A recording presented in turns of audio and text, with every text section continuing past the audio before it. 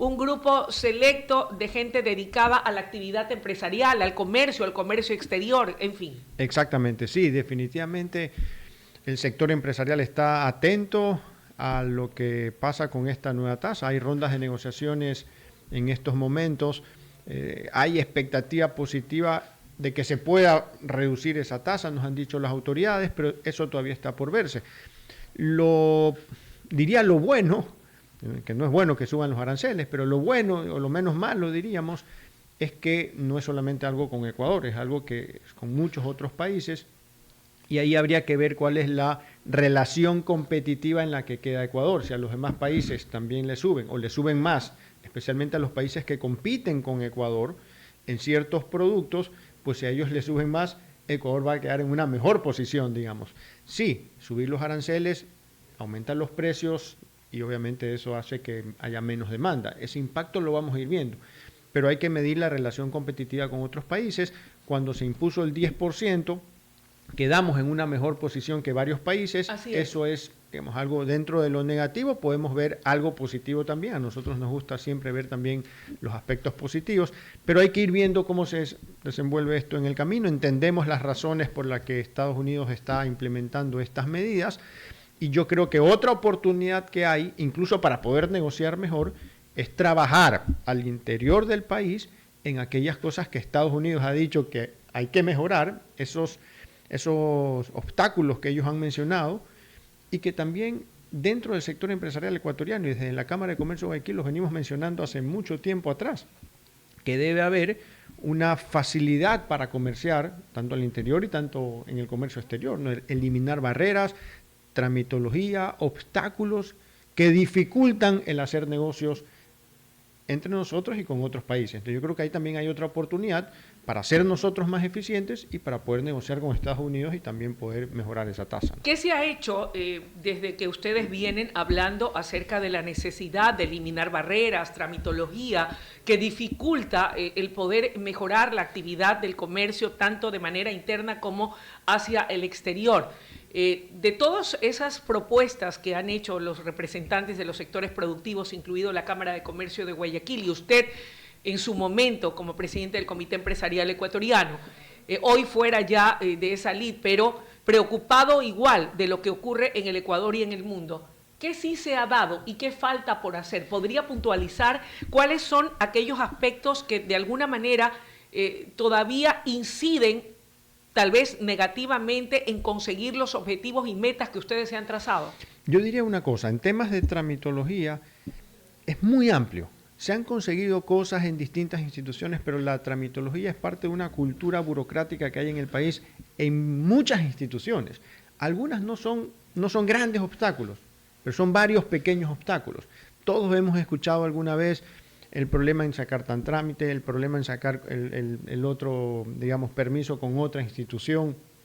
Entonces es bastante. Reglamentos técnicos del INE, por ejemplo, que se lanzan para bloquear importaciones o para hacer alguna protección personal a algún grupo empresarial. Así, podemos ir viendo en cada una de las instituciones la cantidad de tiempo que toma aquí pues, hacer los formularios para pagar impuestos, etcétera, etcétera, etcétera. O sea, son muchos. Aquí lo importante es hacer un cambio de cultura burocrática, porque incluso hay hasta un decreto firmado, si no me equivoco, en el gobierno, en el ministerio anterior, el decreto 68, que habla y que pone en política pública la facilitación del comercio y el agilitar las distintas actividades burocráticas, pero eso todavía no ha sucedido porque es una inercia que hay. Y en ese contexto, las 3 leyes económico urgentes que fueron aprobadas por la Asamblea Nacional y que hoy existe, pues, si se quiere, ciertas divergencias o diferencias en virtud de la decisión de la Corte de suspender de manera temporal algunas de sus aplicaciones, tanto en la de Solidaridad Nacional, de inteligencia y de integridad pública, habida cuenta de que en esas propuestas, en esas leyes hoy vigentes, también había temas de carácter económico. ¿De qué manera inciden en la actividad empresarial y comercial del país? ¿Son favorables, son beneficiosas o hay nudos que todavía hay que ir disolviendo a efectos de poder lograr los objetivos? Sí, hay nudos. Por ejemplo, en este nuevo proyecto de ley que se habla de los del impuesto a la reinversión de utilidades, nos preocupa. Estamos hablando de la cuarta ley. Exactamente, la de ahora. Se habla de aumentar impuestos a la reinversión de utilidades. Si uno no reparte utilidades, sino que las deja en la empresa, hay que hacer un pago por esa esa retención de utilidades, que normalmente las empresas la utilizan para reinvertir, para crecer la empresa y para avanzar. ¿Por qué les preocupa? ¿Cuál es el impacto que tendría esto de aplicarse y ser aprobado? Diferentes impactos. El primero es el aumento de impuestos. Es algo que venimos hablando desde hace mucho tiempo atrás. Digamos, estamos siempre en ese círculo entre que hay un déficit fiscal, queremos cubrir ese déficit fiscal como país y la manera de hacerlo es cobrando algún tipo de impuesto. No es de ahorita, es de hace varios años atrás, muchos años atrás. Y esa fórmula o esa receta no nos ha dado resultados. Seguimos igual y no crecemos al ritmo que hay que crecer. O sea, ¿se terminan exportando impuestos o se termina internamente vendiendo impuestos? Sí, se hace más caro producir y se quitan recursos del sector productivo para producir. Entendemos la necesidad del Estado y la preocupación de las autoridades. Es normal porque están preocupados de las cuentas del Estado, pero también hay que preocuparse de las cuentas del sector privado, digamos, que son las que hacen crecer la economía. ¿Qué afectación tendrían? ¿Cómo les afectaría este impuesto? Uno, es que es diverso, porque hay una tabla de cuánto pagan dependiendo de las utilidades de cada empresa. Entonces, a algunos les afecta más, otros les afecta menos. Si uno gana hasta cierta cantidad de utilidades, las retiene, pues no paga ese valor. Está bien, los más pequeños quizás no lo pagan, pero igual es el mensaje, digamos, es el mensaje ante inversionistas locales y extranjeros de un impuesto a reinvertir utilidades. Es negativo porque está yéndose en contra de la reinversión que tanto necesita nuestro país, reinvertir en el negocio, no sacar la plata, sino reinvertirla en el negocio. Entonces, nosotros ya estamos en conversaciones, hemos enviado también solicitud de comparecencia ante la Asamblea. ¿Qué les han respondido de parte de la Asamblea y la Comisión respectiva? Todavía no hemos ido, esperamos ir, esperamos que haya apertura para buscar esas medidas que ayuden de alguna manera al Estado, pero que no compliquen al sector privado, porque al final necesitamos crecimiento económico, queremos luchar obviamente contra los flujos irregulares y contra aquellos que no pagan impuestos, eso es clarísimo. Nosotros como sector privado formal queremos luchar contra la evasión fiscal, porque eso genera dos problemas. Uno, desventaja. Hay unos que pagan, otros que no pagan. Entonces, el que no paga tiene ventaja y eso no puede ser, tiene que haber equidad. Y por otro lado, tanta plata que hace falta en el Estado, una de las fuentes por donde se va esos recursos es justamente que no se le cobra impuestos a evasores. Entonces, hay que cobrarle a los evasores para no tener que aumentar los impuestos. Entonces, sí, hay que luchar contra malas prácticas, pero hay que saberlo modular para no golpear la percepción, el clima de negocios que hay en nuestro país, el clima de inversiones que debería haber en nuestro país, y también para no golpear a aquellos que hacen las cosas bien, que hacen las cosas por la derecha. ¿Esa es la única observación que tienen a esta propuesta de la cuarta ley, ley de fundaciones, como también se la conoce, o esta ley para el control de flujos irregulares de capitales? Dos cosas nos preocupan. Una es este tema del impuesto a la reinversión, que creo que podrían haber formas de modularlo. ¿Como por ejemplo? Como por ejemplo, ahí se habla de que lo que las empresas paguen puedan usarlo en algún momento hasta 2 años como crédito tributario. Está bien, si fuese así, pudiese ser una especie de anticipo o préstamo que se le da al Estado y luego se lo puede recuperar, porque el Estado necesita y el sector empresarial está dispuesto a cooperar. Bien. Pero en 2 años es muy poco para poder cruzar dependiendo de las cantidades. Entonces es mejor aumentar la cantidad de tiempo para que las empresas puedan... ¿A cuánto, por ejemplo? 5 años, por ejemplo, que es un tiempo prudencial y que además permite que el Estado cuente también con esos recursos por un tiempo prudencial también, ¿no? Nosotros creemos que no hay que aumentar impuestos, hay que aumentar la recaudación, sí, no los impuestos, y que el aumento de la recaudación sea vía crecimiento económico, porque si crece la economía hay más ingresos de impuestos, pero no vía crecimiento impositivo, porque eso crea un clima de negocios, un entorno empresarial que ahuyenta la inversión. Y lo que más necesitamos en estos momentos es inversión. Entonces, ahí estamos como que en una espiral negativa, no de hoy, de hace mucho tiempo atrás, que es necesario ayudar a encontrar la forma de romper ese círculo, para que se pueda cubrir el déficit fiscal, pueda haber sostenibilidad fiscal y al mismo tiempo también que la economía pueda ir creciendo. Entonces hay que conversar, hay que dialogar y hay que trabajar de manera conjunta público-privado para poder encontrar esos puntos intermedios, esos equilibrios que permitan poner en orden las cuentas fiscales, pero sin desordenar las cuentas empresariales, que son las cuentas que hacen crecer la economía y que generan empleo y que generan progreso en el país. Esa es una preocupación. La otra preocupación es la de estas de las ONGs. Y estamos totalmente de acuerdo que se luche contra los flujos irregulares. Somos los primeros en apoyar eso. La única precisión que hacemos, y que la vamos a hacer ahora en asamblea también, es que hay que ser claros, hay que ser precisos al momento de establecer las diferencias. Diferencias entre tipos de organizaciones, porque hay muchas, ¿no?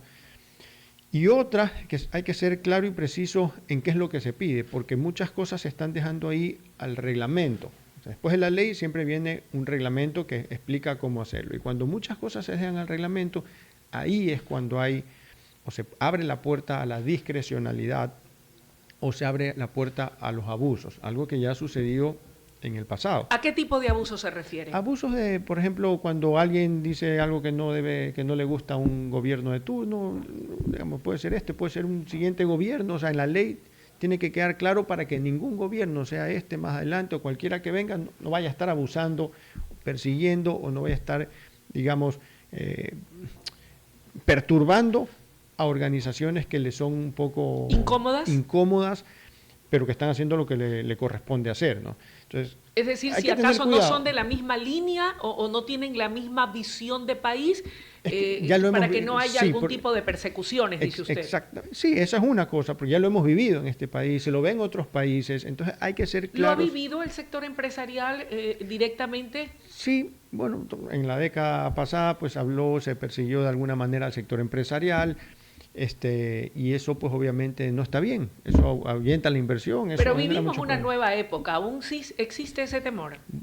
Sí, siempre queda ese temor, y si ha pasado en otros países también pudiese suceder aquí, entonces indistintamente tenemos de la prevenir. Línea ideológica del gobernante de turno. Independientemente de la línea ideológica, o sea, un Estado de Derecho, una democracia, la institucionalidad tiene que tener leyes claras para que no se preste a abusos ni a discrecionalidad, porque el problema está en la discrecionalidad. Cuando hay ambigüedad o vaguedad en la descripción de una ley, eso se presta a que interprete la autoridad de turno, y ahí es donde hay inconvenientes. Entonces, ¿cree que tengan cabida estas dos observaciones válidas e importantes en el seno de la Asamblea y de la Comisión Económica? Creería que sí, hemos tenido conversaciones y aparentemente hay apertura. Eso es bueno, porque lo importante es, si hay buena intención, que eso lo vamos a ir viendo en el camino, si hay buena intención, entonces pues lo que se quiere es perseguir a los flujos irregulares, pues, al lavado, al narcotráfico, a ellos hay que atacar con todo.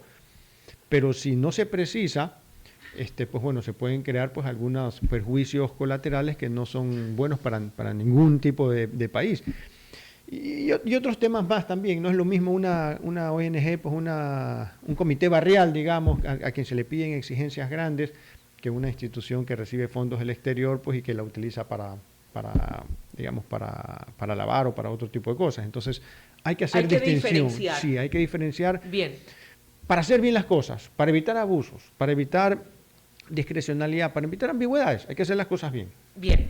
Miguel Ángel, siendo usted el representante de un gremio empresarial muy importante, es inevitable el poder preguntarle cómo ve usted el momento que está viviendo el país respecto de estas diferencias que han surgido a propósito de que la Corte Constitucional admitiera a trámite 3 de las demandas contra las leyes que fueran aprobadas por la Asamblea Nacional. ¿Qué comentario y opinión le merece? A ver, ese es el tema del momento. Así es. Es un tema complejo. Yo creo que todos tenemos que estar aquí abiertos a encontrar algún tipo de solución acorde a las exigencias del momento. La Corte hace lo que le corresponde hacer. Ella interpreta la Constitución. Puede ser que haya errores en la Constitución. Y si la Constitución tiene errores, pues ella va a interpretar lo que dice esa Constitución. Está cumpliendo con su papel. El gobierno tiene la misión de luchar contra la inseguridad. y hoy estamos viviendo una situación excepcional, difícil, no vivida en años anteriores, varios años anteriores, y que hay que buscar medidas que puedan resolver la necesidad urgente que tiene la ciudadanía. Tenemos que tener seguridad en nuestro país. ¿Y usted cree que la Corte está obstaculizando esa misión o tarea del gobierno? Ahí es donde voy.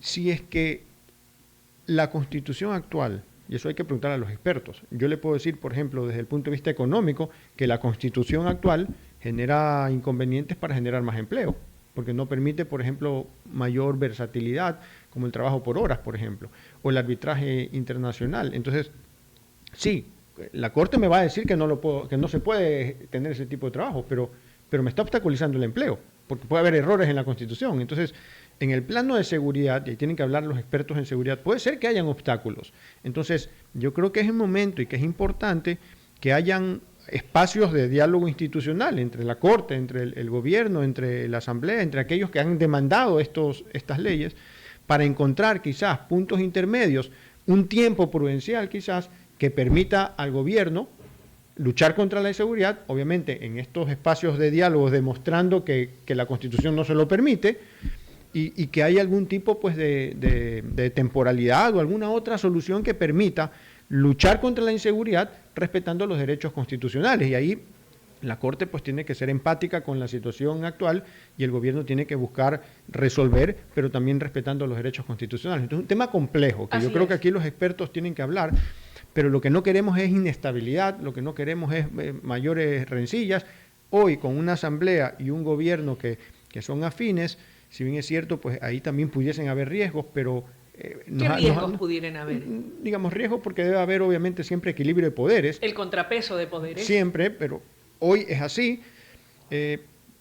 Pero de alguna manera la ciudadanía ha visto que ahí nos ha dado estabilidad, porque tampoco queremos un poder ejecutivo con un poder legislativo peleando todo el tiempo, porque eso genera estabilidad y eso golpea también la economía. Entonces, queremos estabilidad. Entonces, ahora no queremos también otros dos poderes enfrentados. Yo creo que es momento de abrirse a espacios de comunicación, de trabajo en conjunto, que permita buscar salidas que resuelvan el problema de inseguridad y que al mismo tiempo se respeten derechos constitucionales. Es un tema complejo que hay que ir con pinzas. Ahora, siendo que el sector empresarial, comercial, que toda actividad productiva, también como el resto de sectores de la sociedad ecuatoriana, están siendo sacudidos y golpeados por los altos índices de violencia e inseguridad, siento que también se ven afectados, lo escucho y siento que por una parte, una vez que se logre ese punto de equilibrio y diálogo, todos anhelamos que esa agenda política que busca combatir la inseguridad pueda implementarse y ejecutarse. Exactamente. El presidente Daniel Noboa ha hecho una convocatoria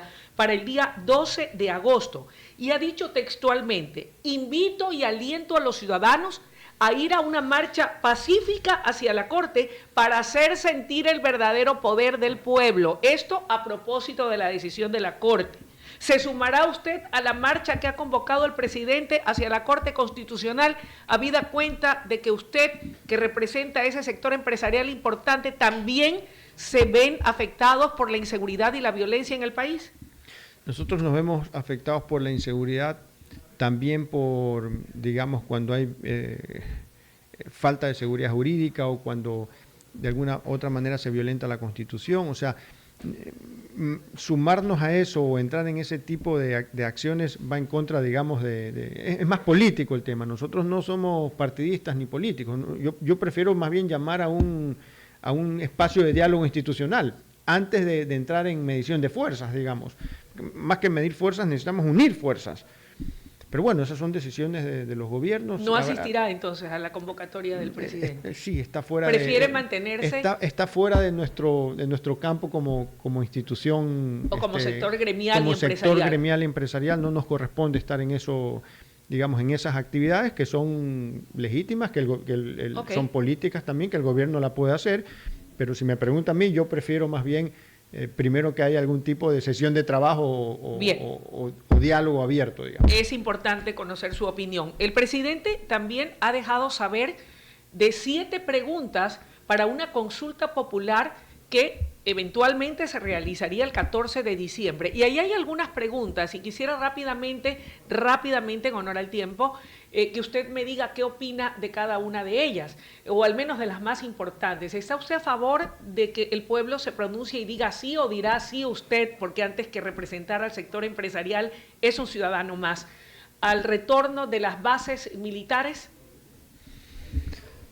A ver, yo creo que ahí le corresponde más a los expertos en seguridad. Yo lo que tiendo a pensar es que sí son una ayuda, que sí son necesarias, que haya cooperación internacional para la lucha contra un enemigo común. Ya no solamente es un problema del Ecuador, es un problema regional, es un problema mundial. Las grandes mafias, el narcotráfico es algo que debemos combatirlo en conjunto. Entonces yo tiendo a pensar que sí es necesario que haya este tipo de cooperación.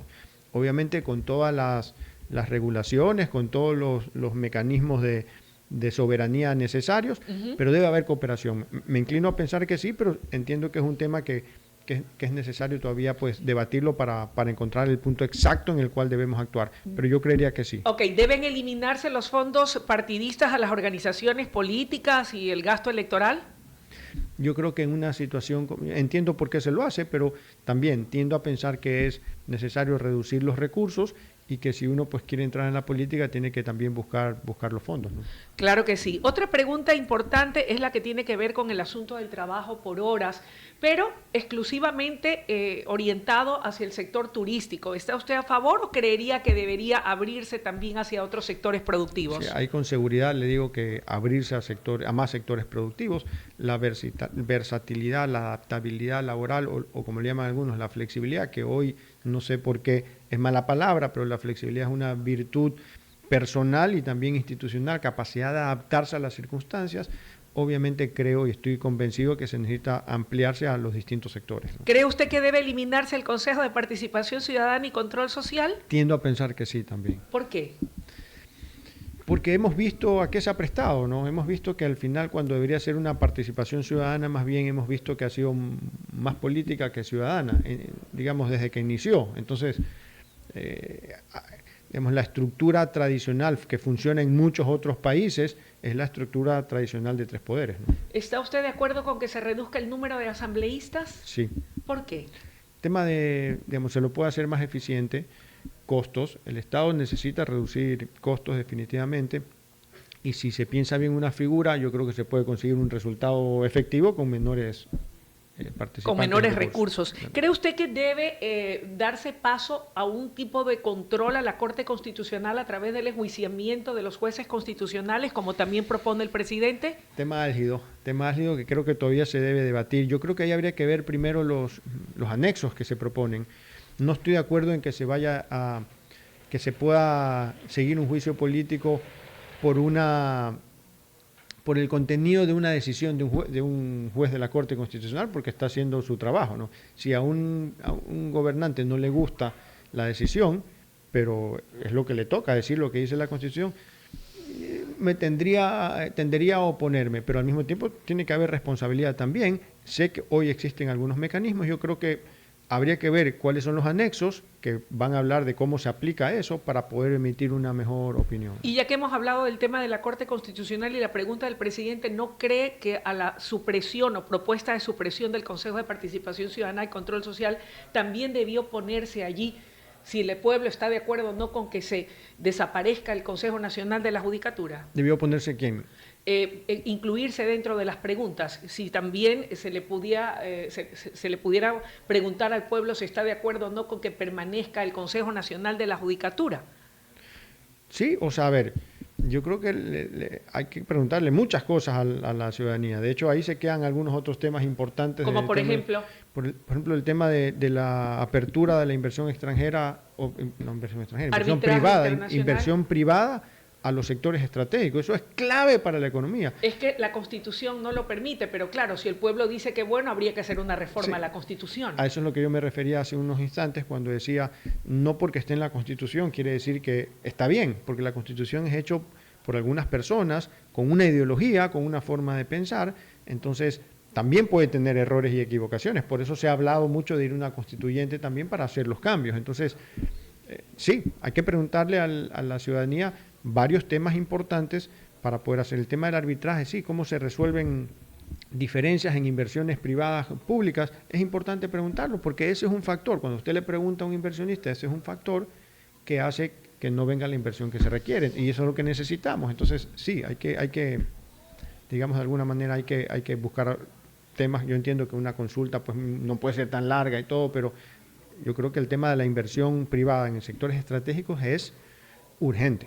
Para finalizar, por lo que acaba de decir, pienso que usted habría sido partidario entonces de ir a una constituyente a efectos de haber podido sí modificar todos aquellos resquicios que tiene esa Constitución de Montecristi del 2008. Tuvimos un gran debate toda la ciudadanía al respecto y al final quedó eso en stand-by. ¿Desencantado por eso? ¿Le habría encantado que se dé? No, yo nunca dije tampoco que creía que teníamos que ir a una constituyente, porque una cosa es, si hay que hacer cambios en la Constitución, nos encantaría hacer el cambio completo y que quede perfecta, pero esa es la teoría. En la práctica también hay que ver otros factores, ¿no?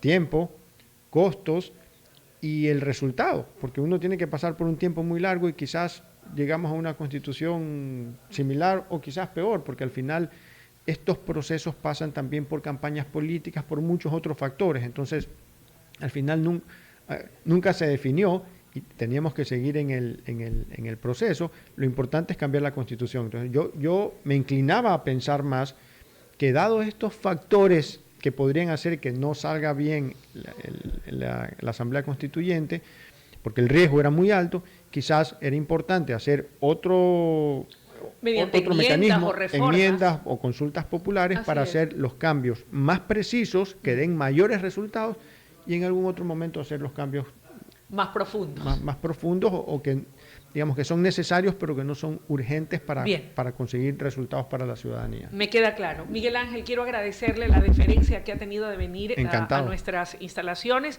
Esta es siempre su casa, sea siempre bienvenido, y gracias por dar su opinión respecto de estos que son temas de coyuntura y no haber esquivado ninguna de las respuestas a las preguntas que le hemos formulado. Encantado. Gracias. Amables oyentes y televidentes, es momento de una breve pausa. Hemos escuchado la intervención de Miguel Ángel González, presidente de la Cámara de Comercio de Guayaquil. Vamos a una breve pausa y enseguida volvemos con más aquí en el Noticiero Nacional de WQ Radio.